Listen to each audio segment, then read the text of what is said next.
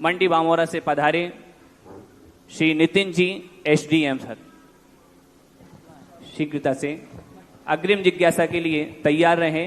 जैन मिलन अशोकनगर। नमोस्तु महाराज जी।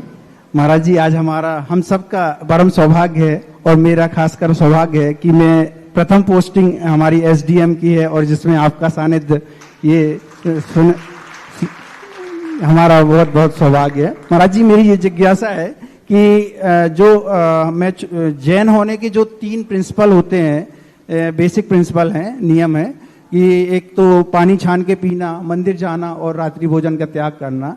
इन सबको मैं कभी कभी ये प्रशासनिक ड्यूटी कर्तव्य निभाते निभाते इनमें थोड़ा अतिचार लग जाते हैं, तो इसको कैसे मैं फॉलो करूं? और एक माता जी का भी क्वेश्चन रहेगा। पहली बात है कि 8 मूल गुण होते हैं जैनी के मूल रूप से।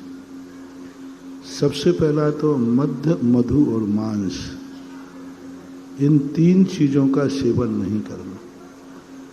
मद्य में सभी आते हैं, जितने भी नशे की चीजें हैं। नशा किसे कहते हैं?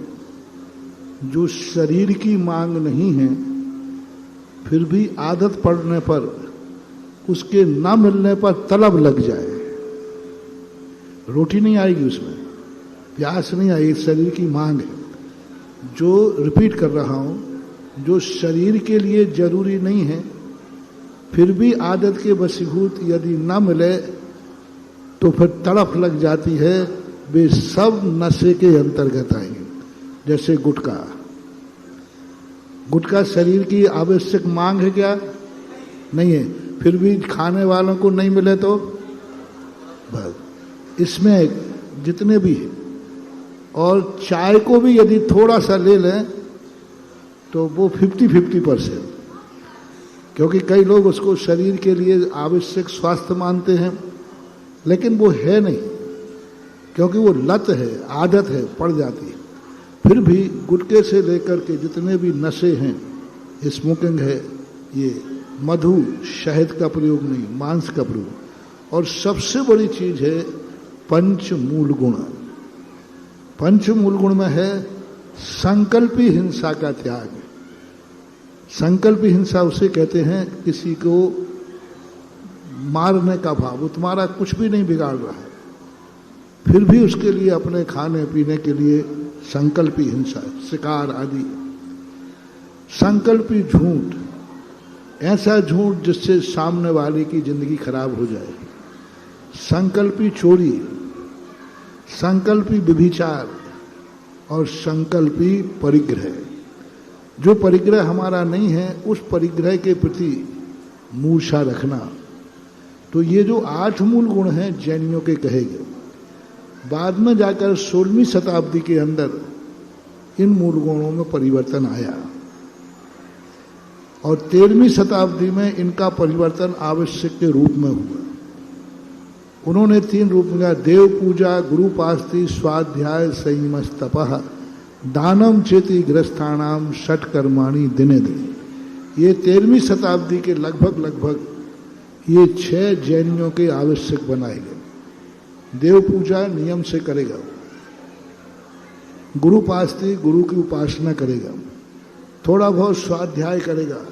तप का अर्थ होता था रात्रि भोजन यदि त्याग दिया तो वह तप के अंतर्गत आ जाता था। और इसी प्रकार से संयम आदि जो हैं 6 आवश्यक।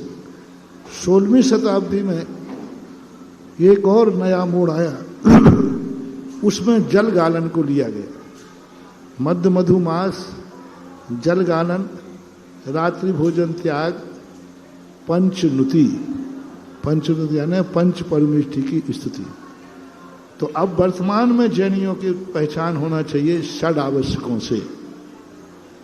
षड आवश्यक जो हैं वो जैनियों के मुख्य पहचान आज के समय में मानना चाहिए और उन्हीं से हमारी जैनी की पहचान होना चाहिए। जिज्ञासा करेंगे जैन मिलन अशोकनगर और तैयार रहें। एक मिनट बात है। गुरुवर के चरणों में मेरा और मेरे परिवार का त्रिवार नमोस्तु नमोस्तु नमोस्तु। सभी शुल्क के लिए मेरा इच्छामी इच्छामी इच्छामी।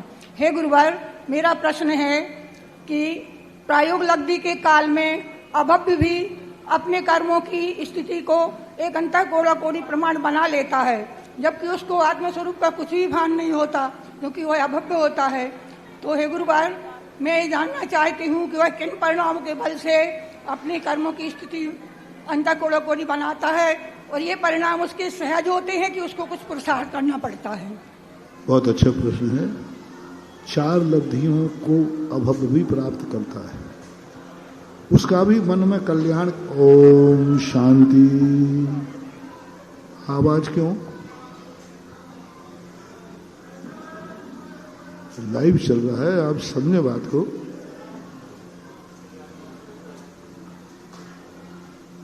तो जो अभव्य भी है उसका भी भाव आता है कि मैं दुखों से मुक्त हूं, सुख को प्राप्त करूं, ये भाव नहीं आता है। दुख से मुक्त हूं, वह भी विशुद्धि बढ़ाता है, वह भी गुरु की बात को स्वीकार करता है। गुरु की बात को स्वीकार करके वो मुनि तक बन जाता है, मुनि व्रत धारण कर लेता है, उसको स्वीकार करता है। और उस समय गुरु की बात करके वो कुछ प्रैक्टिकल भी करता है, लेकिन वो परमार्थ पर सिद्धांत नहीं जमा पाता। संसार के प्रति तो उसका अरुचि भाव होता है, लेकिन परमार्थ के प्रति रुचि नहीं होती। वो तो ये तो छोड़ता है, संसार बेकार है, धोखेबाज है, सब गलत है। तो सही क्या है, उसका सिद्धांत उसका न होने से वो प्रायोग लब्धि के ऊपर नहीं जा पाता। लेकिन संसार के प्रति वो कसाई की मंदता कर लेता है, क्रोध कम कर लेता है, मान कम कर लेता है। उस कारण से वो अपने कर्मों को 70 कोड़ा-कोड़ी कर्म को भी अंतः कोड़ा-कोड़ी कर लेता है, कसाई की मंदता से, और संसार के दुखों के प्रति उदासीन हो जाता है।